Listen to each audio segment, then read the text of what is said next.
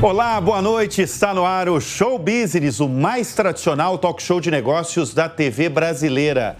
E no programa de hoje vamos receber o engenheiro Gustavo Bruno, maior liderança da unidade PET da Mars, a empresa líder em alimentos do mundo, dona das marcas M&M's, Snickers, Pedigree e Whiskas.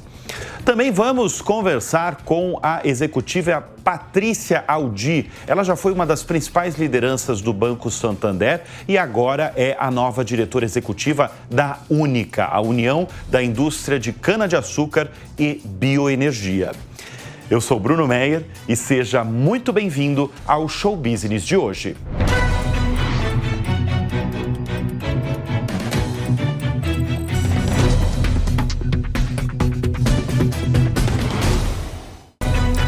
O Brasil é um dos países que mais tem pets e mais consome produtos para os pets. A Mars, uma empresa líder global em alimentos e dona das marcas M&M's e Snickers, por exemplo, anunciou há um ano o novo executivo que vai comandar a área pet, que é dona de marcas como Pedigree e Whiskas. Ele é o engenheiro Gustavo Bruno, nosso convidado deste bloco no Show Business.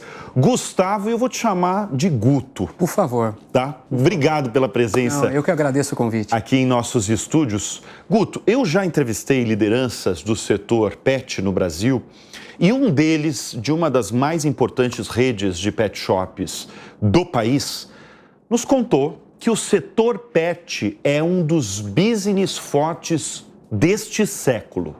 Você concorda com essa declaração? Eu vou além. Eu acho que é um dos segmentos mais pujantes e que vão acelerar a economia do Brasil para os próximos anos até. O segmento pet, para nós, é um segmento que está crescendo aí seus 15%, mas você fala 15% é bom, 15% tem aí uma oportunidade maior? Sim, Bruno. Deixa eu te dar alguns números para você entender. O Brasil é o terceiro país em pets do mundo. Nós temos uma população hoje no Brasil de 170 milhões de pets, sendo 40 milhões de gatos e o resto cachorros. O resto cachorro, é. 70% das casas dos brasileiros hoje tem um pet. 70%? 70%. Isso em todas as regiões em brasileiras? Todas as regiões. É impressionante. Assim. Exato. E tem uma coisa muito diferente do que está acontecendo agora. O pet, ele sai do jardim da sua casa, lá do quintal, o pet hoje está dentro de casa. Dentro da sua casa. Ele é no seu quarto, muitas vezes. Né? Exatamente, pegando a sua coberta. Em cima da sua cama, né? Muitas vezes. Agora, o que explica? Você está falando números, está trazendo números, né, para o nosso espectador. É bom até situar, porque esse número de animais de estimação nos lares brasileiros aumenta a cada ano. São mais de 55, né? Milhões. São quantos milhões? Milhões de pets são... De cães e gatos. Então, são 40 milhões de gatos, 80 milhões de cachorros. Tem uma explicação por esse amor aí do brasileiro pelos pets e, sobretudo, cachorros e gatos? Eu acho que tem, sim. Nós temos como raça, o brasileiro é extremamente bem receptivo, né? O brasileiro é um povo que interage muito bem. E se você olha um pouco para o perfil do pet, ele faz o mesmo, né? E eu acho que tem uma coisa que, para a gente prestar atenção, é que o pet, ele entrega valores para a nossa relação com eles que muitas vezes até sumiram do nosso dia a dia, como lealdade, como felicidade incondicional, companhia. E além do que o pet, ele também, além de ele pegar esses valores, hoje eu posso te falar que 78% dos brasileiros que têm pet reconhecem ele como membro da família. Como membro da família. Ele não é o cachorrinho que está lá, ele é um membro da família. Agora, a gente está falando de números, né? O Brasil é um país cachorreiro, a gente chama assim? Cachorreiro. Gateiro, cachorreiro, então. Agora, como transformar, você que é um grande executivo, como transformar esse número aí de tantos pets, milhões de pets no Brasil, em um grande business, em um grande negócio. Porque claro que a gente está falando de números que uma boa parte do Brasil não consome muitas vezes produtos, não consome às vezes nem produtos, né, pets. Que dirá os produtos premiums que eu sei que vocês têm. E a sua colocação é perfeita, Bruno. Hoje, dessa massa de pets que a gente tem, somente 48% dos pets do Brasil comem ração seca. Não estou falando de ração úmida nem petiscos, ração seca. Existe ainda uma grande oportunidade de a gente levar o mercado de ração para esses patamares gigantescos, simplesmente por disponibilidade de ração. Cada vez mais eu creio que os donos de pets, os tutores, eles estão cada vez mais preocupados, já uma vez que, como eu disse, ele reconhece como ente de família, de fornecer uma alimentação saudável. Cada vez mais, como membro da família que o pet se torna, ele quer ter relações com o pet, ele quer dar, vamos dizer, um mimo para o pet quando o pet faz algo que realmente agrada o dono. Ele quer, no final das contas, também estabelecer uma reação de give back, de dar de volta o amor incondicional que o pet não entrega. Então, hoje ainda a gente tem 70% do mercado em ração seca, que é a ração de entrada, mas a gente já vê crescimentos muito expressivos em ração úmida, que já traz uma nutrição mais elaborada, porque o brasileiro já está buscando uma nutrição mais elaborada, e petisco é um mercado que também está explodindo, porque cada vez mais você está querendo interagir e devolver toda essa emoção. E isso é algo recente? Olha, não. Esses novos produtos, esse investimento. Eu tenho até números, tá? A gente está falando em números, é bom que o nosso espectador, o nosso ouvinte saiba, porque o faturamento do setor pet brasileiro tem um último registro, né? O dado mais recente é que em 2023 deve registrar aí um crescimento de 14%, alcançando aí uma marca próxima de 69 bilhões de dólares. Isso segundo uma projeção do Instituto Pet Brasil. Mas me conta, é recente esse... Não. Porque a gente está falando de crescimento. Exato. Está crescendo ano a ano. O mercado pet vem crescendo double digit já faz muito tempo. A pandemia intensificou essa relação. Quando os brasileiros ficaram em casa... Trancafiados, eles precisavam do quê? Companhia. E companhia, amor, e isso o pet entrega, né? Quem aqui já não adotou um pet na pandemia? Quem aqui descobriu também... Eu adotei um pet. Você adotou? Eu adotei um cachorro, o Chico. O Chico? Durante a pandemia. Então. E quem aqui não conseguiu perceber o impacto que um pet traz na casa, vamos dizer, e na dinâmica familiar que está lá? Por exemplo, você é pai agora, né, Bruno? Pai. Exato. Você vai... É impressionante ver o impacto que um cachorro, muitas vezes, gera numa criança. Desenvolvimento físico-motor, coordenação, eu acho que também afeto. Ensina, a criança aprende que pode perder algo, né? E é uma interação... Eu tinha uma preocupação muito grande da relação como seria do meu cachorro com a minha filha. E graças que se deu uma relação excelente entre os dois, né? Mas existia essa preocupação que você está falando, né? Que tem benefícios ali, exato, né? de como que essa relação dinâmica de um cachorro com um bebê, por exemplo. Deixa eu mudar um pouquinho de assunto, porque o Guto, ele está há um ano na liderança da Mars, setor aí focado ali no braço de negócios pet, mas ele passou por várias outras empresas, sempre na liderança. Por exemplo, o Guto foi presidente da Mattel no Brasil. Né? Mattel ali que um dos grandes business ali deles era a Barbie. Barbie. Exatamente. Depois ele passou também pela liderança como CEO da Campari. E agora está na liderança de um outro segmento. Como é que é sair e navegar, Guto, por setores tão distintos? Bruno, é menos complexo do que parece. Porque tudo que você vai ter que arrumar dentro do negócio, ele surge de uma dor. E essa dor, ela pode estar, muitas vezes, numa dor de uma mãe de primeira viagem, que precisa muito confiar em produtos que ela não sabe muito da procedência, do que faz, e muitas vezes ela vincula toda a ansiedade dela numa marca. E Fisher-Price, por exemplo, uma marca que a gente tinha, é uma marca que consegue entregar e endereçar toda essa ansiedade que a mãe tem, principalmente de primeira viagem. Quando você muda para mixologia, também tem muitos pain points. Você fala, pô, um bar da periferia, como que eu ajudo esse bar que muitas vezes tem um fluxo contínuo a se rentabilizar? Como que eu faço esse cara a ganhar mais dinheiro? E surge de um pain point, que ele precisa pagar mais as contas fixas dele. A inflação sobe, bebida sobe, imposto de bebida sobe. Enfim, como que a gente ajuda a suprir esse pain point? Quando a gente vai também com relação agora para a ração e para todo esse mercado de pet, também tem dores que a gente está resolvendo. Como, por exemplo, o tutor. Cara, você entra hoje numa pet shop, que ração comprar? Como comprar? O que é bom para o seu animal? Como que você está comprando e tendo a garantia que você está levando um produto de procedência e que entrega a nutrição que você quer para aquele ente da sua família? Tudo isso, no final das contas, são dores que o consumidor tem.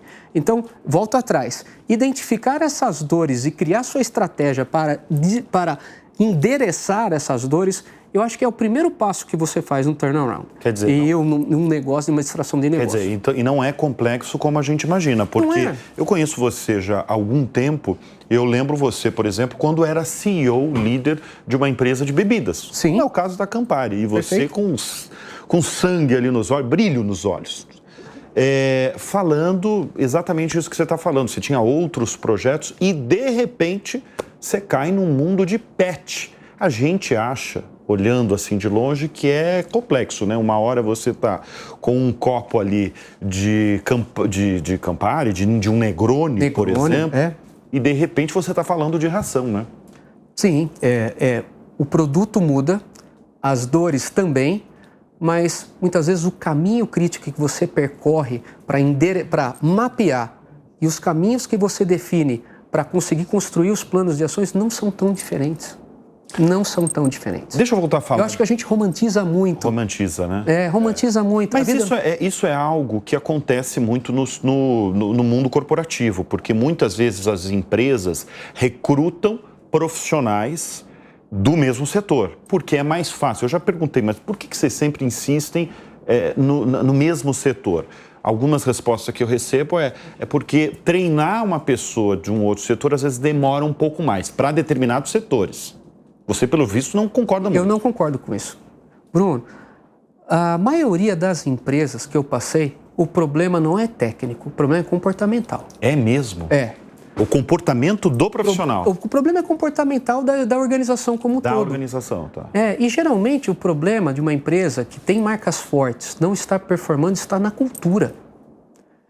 E tem 3 grandes comportamentos que, se eu estava vendendo brinquedo e administrando uma empresa de brinquedo, ou se eu estava na Campari trabalhando a mixologia, ou se eu estou hoje numa empresa de pet food, tentando fazer a vida melhor dos pets, cara, existe necessidades de colaboração. Como que você fomenta a colaboração dos seus funcionários? E colaboração é algo muito difícil de conquistar, porque você só consegue pedir ajuda se seu ego permite e se você tem alguém disposto a concedê-la, né?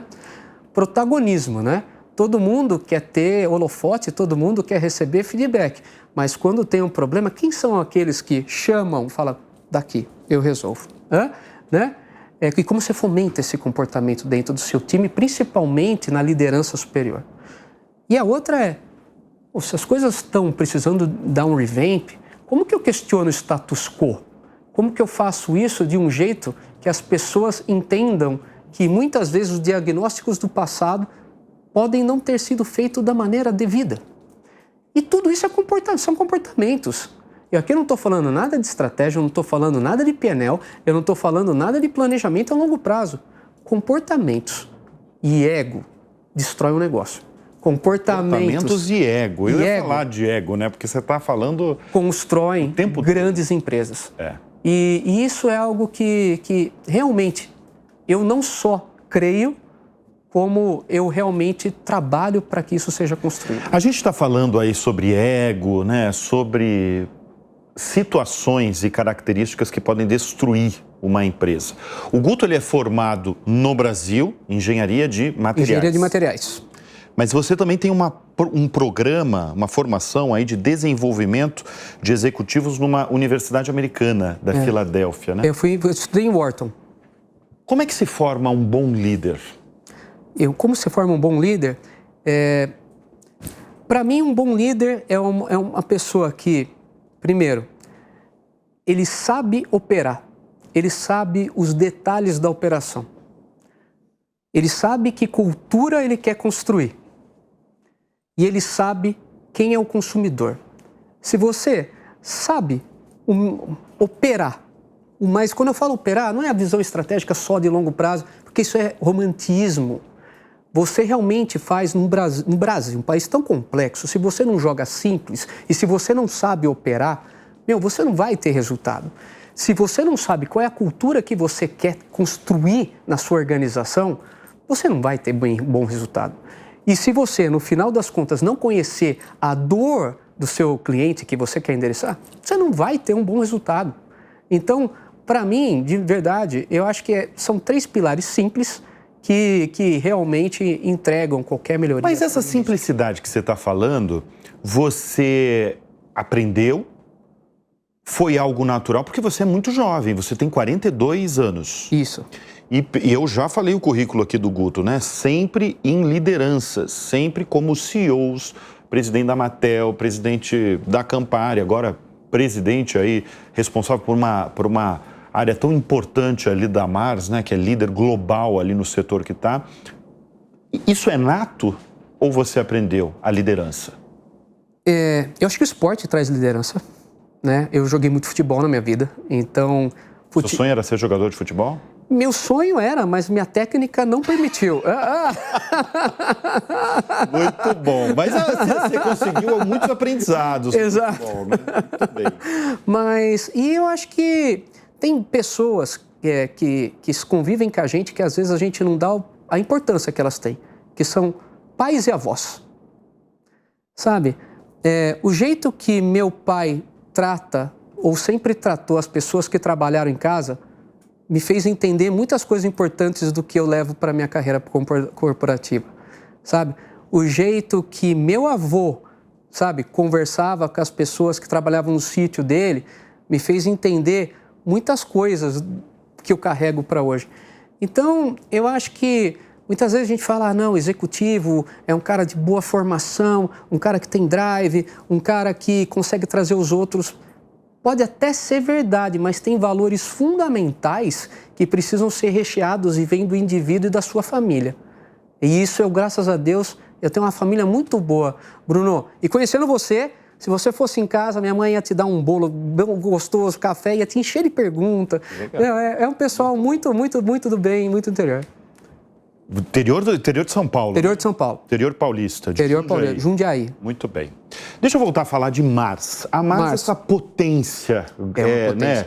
Você chega nos Estados Unidos e você tem essas marcas que talvez até se confundem com a cultura americana, né? O M&M's, o chocolate Snickers, que é muito mais popular lá do que em outras regiões como o Brasil. O que representa a Mars Brasil para o negócio global? A Mars Brasil para o negócio global ainda ela não ocupa o espaço de relevância que deveria. E eu te explico por quê. Uma das coisas que faz hoje a ração animal dentro do Brasil, e aqui estou falando pelo meu segmento, a gente não conseguir aumentar nossa penetração é a alta carga tributária. Hoje, o imposto da ração gira em torno de 50%. É um imposto maior que álcool, é um imposto maior que cigarro. E, no final das contas, isso tira um pouco da acessibilidade da ração para a categoria, acho que populações mais pobres, né? E não é à toa que o mercado do Brasil, um dos mercados que mais crescem hoje, principalmente no Nordeste, é scooping, venda a granel. Por quê? Porque o brasileiro está começando a entrar no mercado de rações, só que ele não tem o dinheiro para comprar o nosso pack. Então, ele compra a ração, muitas vezes, do dia, ou 3 vezes ao dia, e complementa o resto com alimentos, restos do almoço, do jantar, que ele acaba dando para o pet. E isso, para a saúde do pet, não é bom. Né? Isso eu consigo... Agora, o que representa, e eu queria que você falasse do mundo e no Brasil, essa unidade pet e essa unidade de chocolates, por exemplo? Perfeito. Aqui no Brasil, a gente tem uma participação dentro do faturamento mais de 70% mais pet de 70% e 30% chocolate. No Brasil. Exato. No mundo é mais ou menos meio a meio. 50 e 50.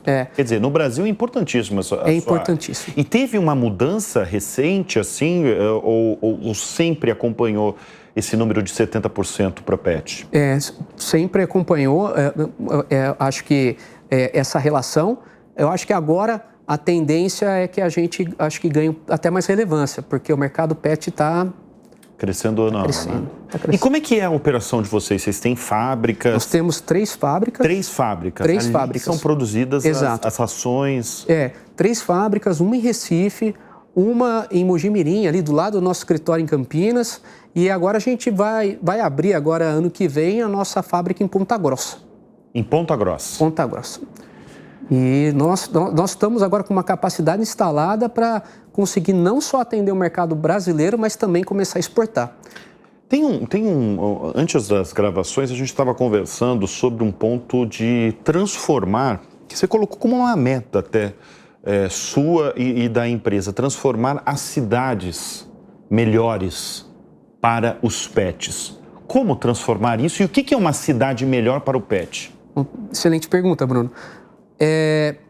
Se você pega um pouco do propósito, você fala, qual é o propósito da Mars hoje no segmento de Pet Nutrition? Nossa vida não é vender ração e trazer uma boa nutrição apenas para os nossos pets. A gente quer criar um mundo melhor para o pet. E para criar um mundo melhor para o pet, a gente precisa combater 2 coisas que hoje geram muitos problemas para os nossos amiguinhos que estão aqui. Por exemplo, o Brasil hoje tem, e a gente está lançando agora, o índice de abandono animal. Sabe quantos % dos animais hoje do Brasil estão na rua? 30%. 30%? 30%. E são muitos milhões de animais. Sem vacinação, sem castração, reproduzindo de maneira aleatória e, de certa forma, até gerando problemas sociais para nós, né? Com o Better City for Pets, que a gente fala melhor cidade para os pets, ele passa por políticas públicas que ajudam as prefeituras, os governos a conseguir estruturar uma cidade para receber melhor os pets, para, no final das contas, prover todos os cuidados que eles precisam, como castração, e para transformar os ambientes que a gente vai com a nossa família. E lembra que o nosso cachorro, ele é um membro da família, em pet friendly, né? Como que você vai, por exemplo, hoje, são poucos os supermercados ainda que você consegue entrar com cachorro, são poucos shoppings que você consegue entrar com cachorro, e se ele é ente da nossa família, a gente quer levar ele para todo lado, né? Agora, como é que uma empresa do porte de vocês se preocupa e pode ajudar na questão, por exemplo, do abandono? Olha, o abandono animal, para mim, não é só uma causa, é uma necessidade. Por quê? Porque, se você parar para pensar, o típico cachorro brasileiro é o caramelinho, né? E o caramelinho, no final das contas, se você for falar, preciso adotar um cachorro, é muito difícil você saber onde buscar, como buscar, se ele está, no final das contas, você está trazendo um cachorro que faça sentido ao seu tipo de família. E nós, Mars, temos um programa muito importante, muito sólido, que chama Adotar é Tudo de Bom. Nesse programa, a gente está celebrando agora, esse ano que se encerrou, 15 anos, onde a gente já conseguiu promover a adoção de mais de 82 mil cachorros e pets. E nós temos hoje, vinculadas a esse programa, mais de 1.600 ONGs. E aqui, spoiler, nós vamos lançar um aplicativo onde você, na sua cidade, você vai conseguir entrar, né? E aguardem aí que vocês vão ver, e você vai conseguir ver a ONG mais próxima de você para você entender qual que é o tipo de cachorro que você pode adotar que tenha mais fit, né, com a sua família, né? Então, trazer, ou vamos dizer, um lar para os cachorros também passa para nós, e ele ser amado também passa pelo Better City for Pets. Esse universo aí, eu imagino que passa por muitos desafios, transformações no Brasil. Porque você estava me contando até do trabalho que vocês têm com veterinários e também... que eu imagino que faz parte aí desse projeto de cidades que você está falando, por exemplo, da importância, às vezes, do castramento. Perfeito. Vocês têm essa visão que o castramento para esses pets é muito importante? Sim, de rua é muito importante, porque, por exemplo, se eu não me engano, eu li isso no reporte nosso, um cachorro na rua, ele pode gerar em 10 anos quase... mais de, acho que 100 cachorros futuros. Um cachorro? Um cachorro. Então, nosso programa de castração, ele não é para a gente, no final das contas, atacar o hoje. É evitar problemas de amanhã. Então, e a gente quer que o cachorro ele seja amado e não seja um problema para a sociedade. Então, sim, a gente faz mutirões de castrações, a gente tem parcerias muito legais com a CPTM, onde a gente faz regiões para fazer castrações, enfim.